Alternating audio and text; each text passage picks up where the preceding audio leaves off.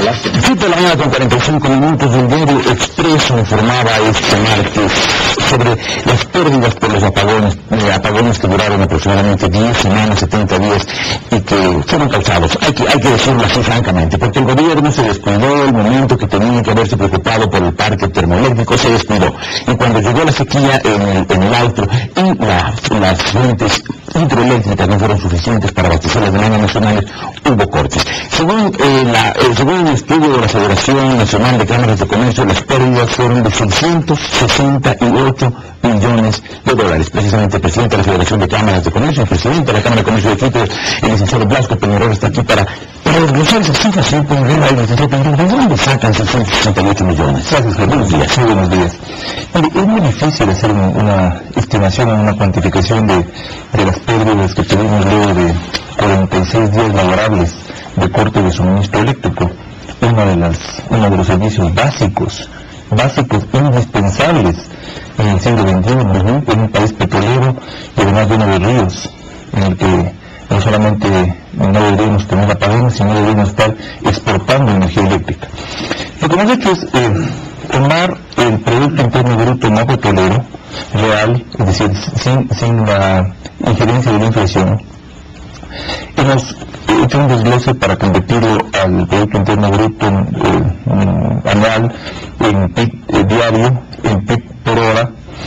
A ese PIB por hora le hemos calculado el 20% de razonamientos que tuvimos por los cortes, y hemos calculado las pérdidas estimadas no solamente al total de la economía o al total de toda la economía en su conjunto, sino a cada uno de los sectores de la economía. Entonces, el monto total son 667.923.767 dólares. 667,9 millones de dólares. Exacto. 668 millones de dólares. Perdón, ¿esa metodología que ustedes han utilizado es ortodoxa? Esa metodología es la que internacionalmente se debe utilizar para calcular diferentes, ya sea impactos positivos o negativos, en relación pues a los efectos que se pueden tener decisiones o acciones en el PIB. Perfecto. En la riqueza nacional conjunta. Ahora, de esos 668 millones de dólares de pérdidas, ¿quién perdió cuánto? Como le decía, hemos logrado estimar que el sector comercial perdió 98 millones, el sector industrial 95 millones, el sector de la construcción 59 millones, el sector de la intermediación financiera 15 millones, el sector del transporte y almacenamiento 50 millones, el sector textil 12.5 millones, el sector de papel 3.6 millones, el sector maderero 9 millones, el sector de la producción tabacalera 264 mil dólares, el sector de la producción de bebidas y alimentos 3.5 millones y el sector de fabricación de máquinas de equipo 3 millones de dólares. 668. Señor, el presidente Correa dijo la semana anterior que las pérdidas eran solamente de 250 millones. Bueno, y peor aún, el ministro, ministro de varias carteras, multiministro de Economía, presidente del Banco Central, me parece que ayer dijo que las pérdidas eran insignificantes. Esa palabra tiene insignificantes. Yo aquí sí creo que es importante ser serios y ser precisos. 668 millones, casi 700 millones de dólares, equivale al 10% del total de las recaudaciones fiscales. Equivale, por lo tanto, a un mes de todas las recaudaciones fiscales que recibe el fisco, o que contribuyen los ecuatorianos. Son 700 millones de dólares que perdimos los ecuatorianos, no el Estado únicamente, los ecuatorianos, por lo que usted decía, porque el gobierno no tomó las precauciones debidas para evitar que el Ecuador, además de haber sufrido todo lo que tuvo que sufrir en el 2009, en el 2007 y en estos 1000 días de revolución ciudadana, haya tenido que sufrir esta pérdida, que esto es lo que se puede cuantificar. Hay otros elementos que no se pueden cuantificar, como la pérdida de empleos. Muchas empresas pequeñas, sobre todo las empresas pequeñas, tuvieron que dejar de contar con personal, porque además la incertidumbre de no saber hasta cuándo se extendían los apagones, hicieron que se recorten el tamaño, el número de empleados. ¿Hay alguna estimación por lo menos del número de pesos perdidos por los apagones? estimación del Instituto Nacional de Estadísticas, que nos habla de que el desempleo absoluto decreció en 2 puntos.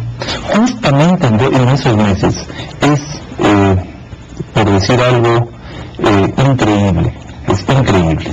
Mire, Jorge, para poder revertir una tendencia, para poder parar una tendencia, que lo que nos decías, pues, que el Ecuador cada vez, el desempleo en el Ecuador cada vez aumentaba, llegando en el trimestre que terminó en septiembre a una cifra del 10% del desempleo absoluto y del 50% del subempleo. Es decir, 6 de cada 10 ecuatorianos se encontraban sin empleo formal. Nos dicen que justamente en los meses de apagones, y justamente cuando la economía peor se presentaba, se produjo un cambio en la tendencia y se mejoró la situación del empleo. Es difícil de creer. Ahí habría que revisar la metodología que está usando el INE, porque el peor daño que se le puede hacer al propio gobierno es entregarle cifras que no son correctas, porque las decisiones que se toman a partir de esas cifras, por supuesto, van a estar incorrectas. Nosotros estimamos que el total de desempleo, y esto es mismo utilizando metodologías internacionales reconocidas, inclusive por la CEPAL, que es una fuente de referencia de los países revolucionarios del siglo XXI, inclusive la CEPAL, utilizando esa metodología, tenemos cifras de que 7 de cada 10 ecuatorianos que pueden trabajar están en desempleo y subempleo. Y ese es el principal resultado de la aplicación de un modelo de desarrollo que ha fracasado. ¿Se refiere al socialismo del siglo XXI? Me refiero al modelo aplicado por el actual régimen al socialismo del siglo XXI. Hemos tenido 1000 días en los cuales nuestro país, el Ecuador, ha recibido la mayor cantidad de recursos que ha recibido en su historia en un tiempo tan corto. El Ecuador ha recibido cerca de $60.000 millones en 3 años. En 3 años. Eso recibió el Ecuador en 10 años, en los 10 años anteriores. ¿Y cuál ha sido el resultado? El resultado ya en blanco y negro. Un incremento en el desempleo, un menor nivel de competitividad, una menor inversión de calidad por cada dólar recibido, un menor ingreso estable que le permita al ecuatoriano tener una mejor calidad de vida, un agotamiento, una utilización de todos los fondos que le podían servir al Ecuador como sustento para el esquema actual monetario, que es el de la dolarización, que hacen justamente que hoy, luego de haber recibido todos estos recursos fabulosos con los que bien se pudo haber cambiado la realidad del Ecuador, haciéndonos un país desarrollado, un país que haya superado los problemas básicos como son justamente electricidad, como es vialidad, como es servicios en general, claro, y además salud, educación, ¿no es cierto? Tenemos una situación de un país totalmente subdesarrollado, dependiente ahora más que nunca de la exportación y del precio del petróleo, dependiente absolutamente. Y dependiente también de las importaciones de energía eléctrica. Dependiente de lo que los países vecinos nos puedan dar, y dependiente además de, hoy sí, más que nunca, de la recaudación fiscal.